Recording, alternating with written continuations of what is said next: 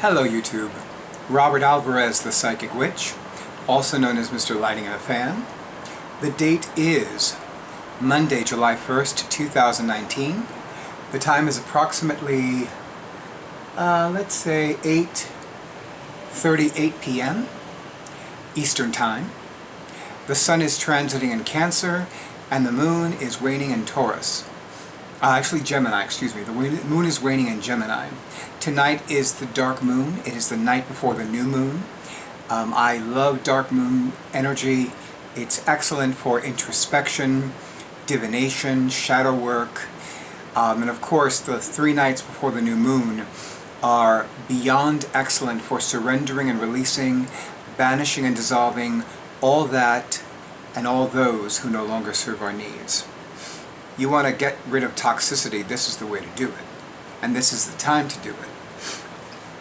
So I'm happily continuing discussing the different entries of Llewellyn's 2019 Tarot Calendar.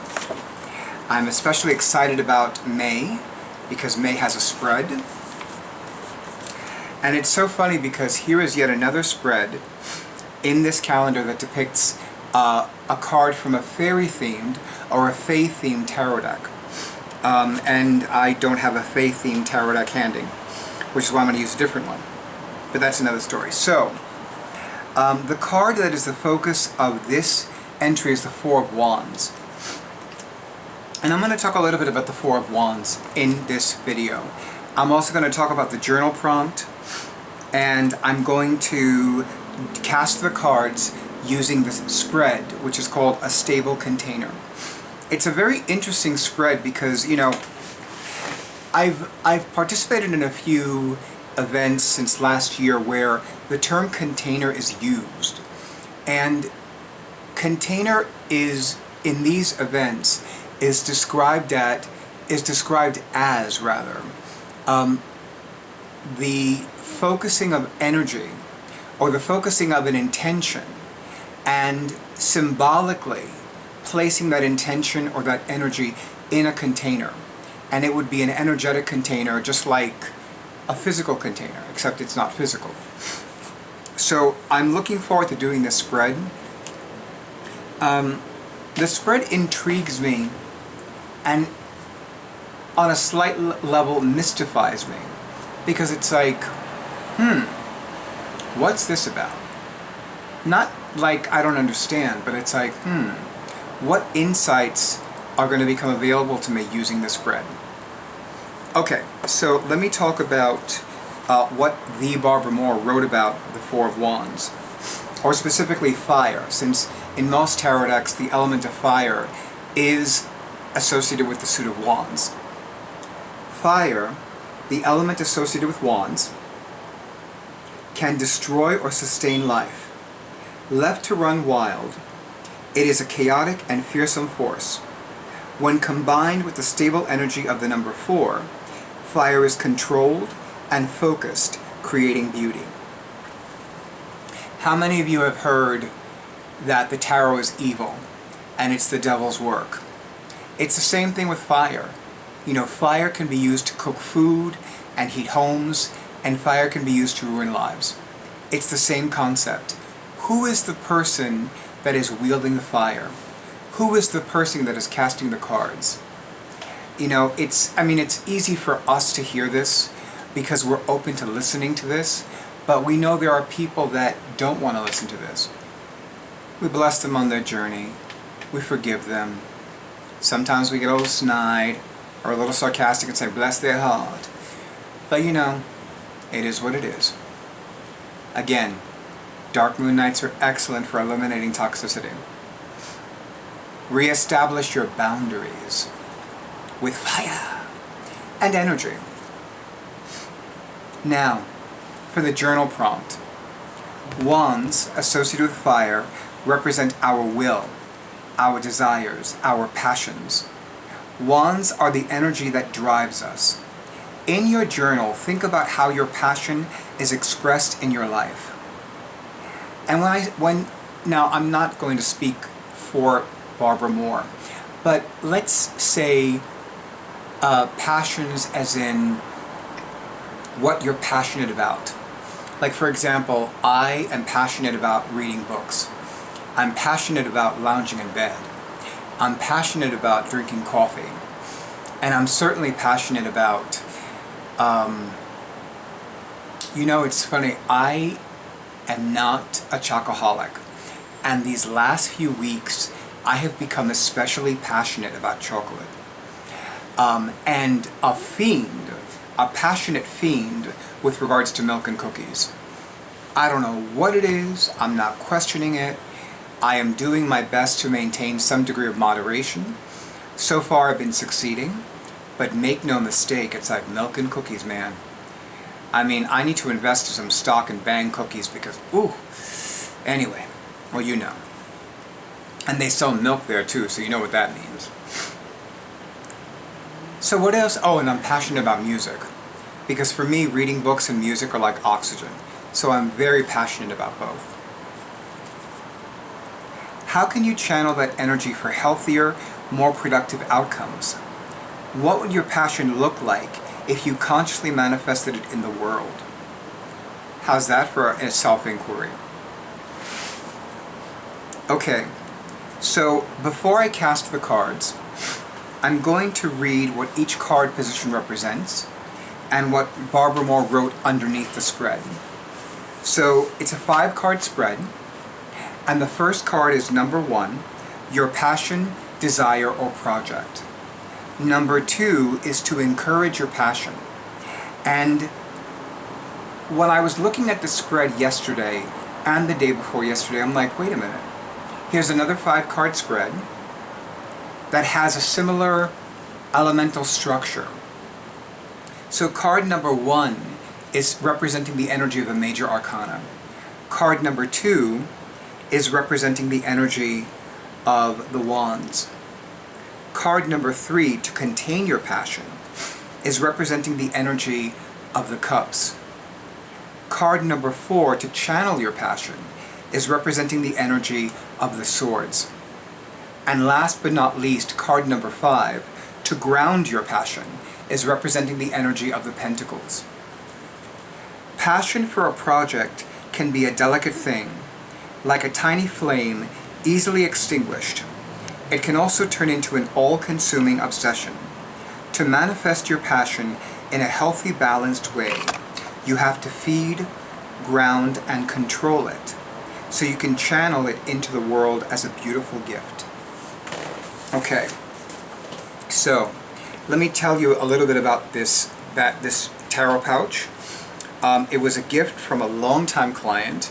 I think he's been using my psychic services for 25 years or so.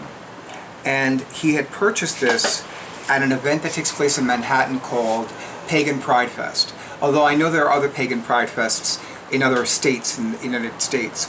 But it was the one in Manhattan, in Lower Manhattan, and this was when it was still at Battery Park in the Battery Park City district of Manhattan. It's since moved to another section of Manhattan in a park called Washington Square. That's a park, right? Yeah. I've only been there once or twice, so and usually when I've gone, I'm usually walking through the park because I'm in that part of Manhattan. And I love the purple, I love the moons and the stars, I love the sparkling. It's so funny because he didn't know me as well then, as much as he does now. And he was like, he knew what to give me. So this is called the Arcus Arcanum Tarot. I don't pull it out that often, but it really is a gorgeous deck. So what I'm going to do is, I'm going to ground and center my energies first. I had a client teach me, when you can, have your feet touch the earth or touch the floor. And that's the second time that's happened. Okay. The energy just wants to go all over the place. Okay. So I'm going to ground and center my energies. And I'm going to put this to the side so it doesn't fall. For now. Okay. Stay. Okay. So as I cast these cards, wow, it's been so long since I've used this deck. The High Priestess card isn't even on top. Wow. That's a long ass time. Okay. I, Robert Alvarez, Zechariah, the Night Falcon, sacred son of Oset and Osar, call upon the powers of the goddesses, call upon the powers of the gods, call upon the powers of the ascended masters, call upon the powers of the archangels, call upon the powers of the angels, call upon the powers of the elementals, call upon the planetary energies, call upon the powers of the saints, call upon the powers of the sacred fae, call upon the powers of my ancestors, and call upon the powers of the universe to come down and be with me for my casting of cards right now. Amun, Amen, and so must it be. Now I'm going to cut the deck into 3 piles. My personal psychic advisor Roger Pratt taught me to use one's left hand. However, I feel divinely guided to recommend you use whichever hand or both hands as you're divinely guided and intuitively led. The second thing I want to say before I begin the actual reading is that although I'm doing this for myself, there is a possibility that this reading will resonate with you. If it does, I would love to hear it and read it in the comments. Okay, now I'm going to put this closer to me. I'm being divinely guided to place the 3rd pile on top of the 1st, on top of the 2nd. And now here we go.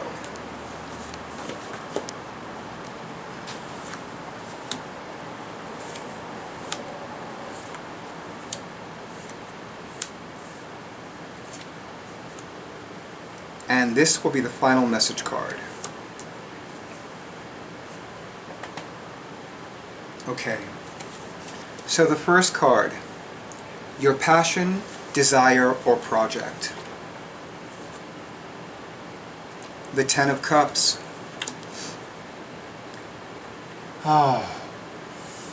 Boundless bliss. Boundless bliss. And it's a Cups card. And it's the 10 of Cups. No, it's the 9 of Cups. So the fulfillment of one's long-standing wish. So what is it that you've been wishing for and praying for and hoping for the last several months, if not the last 1 to 2 years? That is coming to pass. And what I'm being told is coming to pass between now and the conclusion of 2019. Card number 2 to encourage your passion.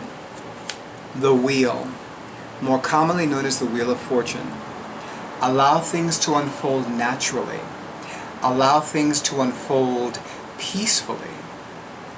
And do not allow yourself to be swayed by outward appearances.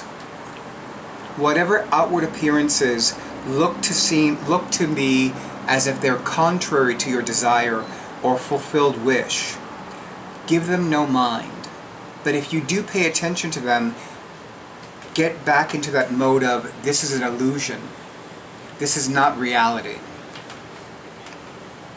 Card number 3, to contain your passion. The 8 of Swords. So, I'm going to share a little bit about what just came up for me looking at this card. So, in some of my videos, I've talked about how my mother's an alcoholic and she's a drug addict. And it took a long time for me to make my peace with the fact that she was not the mother that I needed her to be. And I now more than ever know that number 1, she did the best that she could with what she had. And number 2, she could only do so much. And number 3, and this is probably most important, I harbor no ill will towards her.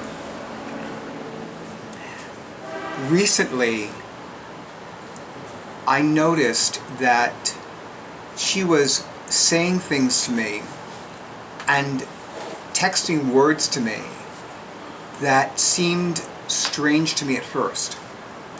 And what I eventually realized was that she was treating me as if I was 8 years old. Or at least that's how it looked like to me. And I came to the conclusion that she thinks that I want to have a relationship with her as a mother has a relationship with a son, or as a son has with a mother. And that's not the case. I'm not 8 years of age anymore, and I don't need anyone acting like my mother. If anything, I need someone who's going to be my mother, not act like my mother. And I'm no longer 8, I'm 49. And I'll become 50 years of age in less than 6 months. So for me, when I saw the Eight of Swords, it reminded me of the decision that I needed to make to have no further contact with my mother. Now, I know that there are some things that close friends and loved ones have recommended that I share with my mother. But unfortunately, my mother continued to say things and act in a certain way that made that very difficult for me. And I know all too well that one of the easiest and most powerful ways to regret something is to say it in the blinding heat of anger. And I couldn't do that. The thought tempted me. Make no mistake, YouTube, I almost opened my mouth and say, you know what?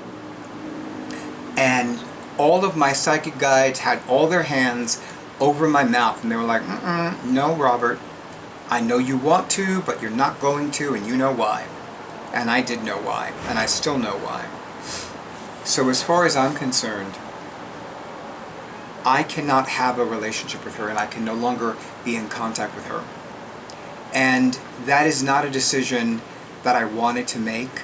It is a decision that I needed to make. In most tarot decks, the Eight of Swords depicts a figure. The face is not shown. That figure is walking in the opposite direction of the front of the card. That figure is not looking back, turning back, coming back. That figure is like, the past is the past, it's staying in the past, I'm on my way to a new future. And I want to say to all of you that this year I have been relearning the utmost importance of boundaries. And I truly believe that now more than ever it is imperative that all of you watching this video also establish and remind others of your boundaries. I have zero tolerance, I have less than zero tolerance for people who think that they're owed anything. And I think, actually I know that one of the reasons why I have less than zero tolerance for that is because I used to be one of those people. I used to believe that the world owed me something. The world owes me shit. The world owes me less than nothing. No one owes me anything. And that is a hardcore reality, and I have no problem acknowledging that. You don't owe me anything. My mother doesn't owe me anything. The universe doesn't owe me anything. The great goddess owes me nothing. And that's the long and short of it.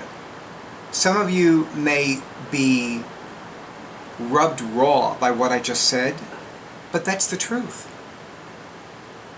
Yes, in the interim between lifetimes, I chose certain lessons, and I'm here to live them and work through them. And I also did what I needed to do with regards to inner work so that I could have a more fulfilling life, and that I could have loving relationships with people who absolutely love and adore me and honor who I am and what I do. And if you do not have that, then number one, protect yourself, and number two, do whatever you can to remove those toxic situations and people from your life, because they're only going to serve to bring you to your death, literal or figurative, or cause you to feel as if you are just vegetating. Because make no mistake, you have a divine life purpose. You have a spiritual birthright. And if you're not living it because of somebody else's toxicity or something else's toxicity, that's not helping anybody, least of all you.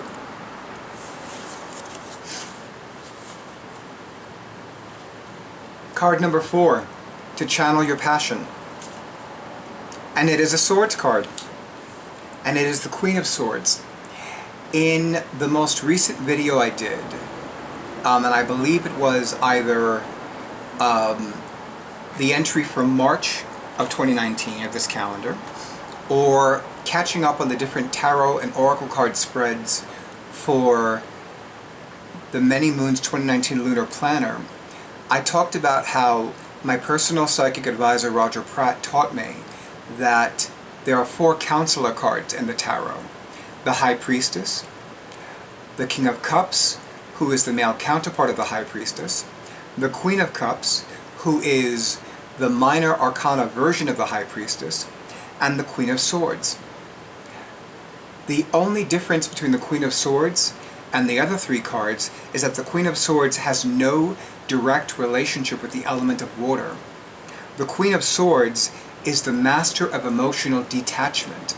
And it's interesting to note that for Llewellyn, who created the Celtic Tarot, the Queen of Swords represents Aquarius energy, or to be a little more astrologically specific, fixed air energy, which is Aquarius. All Aquarians have within them this ability to be visionaries, and they also have within them the opportunity and the facility to be emotionally detached. I've often joked about how my natal moon sign is Aquarius. The moon is the planet of emotions and how we connect with other people via our emotions. And my natal moon sign is in the sign of emotional detachment. I feel like it's a cosmic joke of sorts. But I knew that there were certain things that I'd forgotten. See, I had forgotten that there are certain things that are easier for me to do and to have because I focus on what do my clients deserve. Now, as far as I'm concerned, any and every individual who avail themselves of my psychic services deserves somebody who is grounded, centered, balanced, and focused. If I'm allowing toxicity in my life, that's not doing anybody else good. The people who pay for my psychic services, the people who refer clients to me, not to mention me. So again, here is a second Swords card in a row that is telling us, now more than ever, it is imperative we eliminate the toxic things, the toxic situations, and the toxic people from our lives. And the Queen of Swords is reminding us that we have available to us emotional detachment. We can separate our emotions. With some relationships, it is more challenging than others. And my awesome audiovisual person gave me a look as if to say, yes, we know this all too well, don't we, Robert?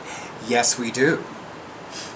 But all kidding aside, there's nothing wrong with feeling an emotion. You know, somebody recently emailed me to say that she's feeling depressed, and she's trying to pick herself up out of it. You can do that, but the fact of the matter is, if you're feeling depressed, if you're feeling low on energy, then don't force yourself to feel something else. Allow yourself to feel whatever that emotion is, and then move past it when you're ready. See, the worst thing anybody can do is continue to remain stuck. I'm not going to say that it's easy to get unstuck. I'm going to say that it is doable. I had a client who used to always, every time I talk about creating an altar for prosperity, she would always say why she couldn't do it. And I would always recommend certain things as a way of saying, okay, well, this is what you can do instead. And she never did it. And I didn't know why. And eventually, somebody who was a close friend of hers just said, she's stuck. I can't help anybody who's stuck. I can't help anybody who's stuck. I never have been. It's one thing to remain stuck, but if you choose to do whatever you can to become unstuck, then I can help you. You choose to remain stuck, I can't help you. No matter how nice you are, and that's something that we need to do more of. At least I feel divinely guided to say that. Where are you stuck? Or at least, where do you think you're stuck?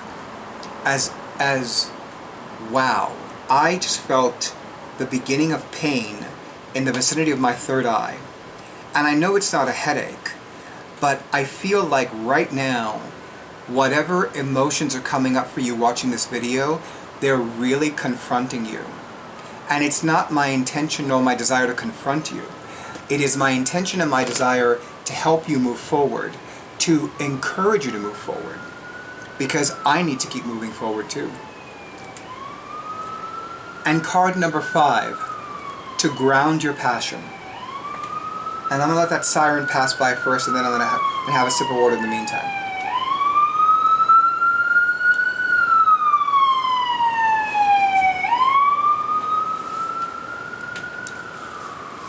Living in a city.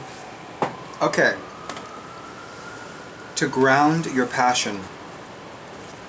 Ace of Wands. I did not expect this. This is a big surprise. I'm seeing, I'm surprised. So, in this tarot deck, the Ace of Wands depicts a lion, which is astrologically and alchemically correct. Although I tend to associate Aries the ram with the Ace of Wands, because traditionally the aces correspond to the change of seasons.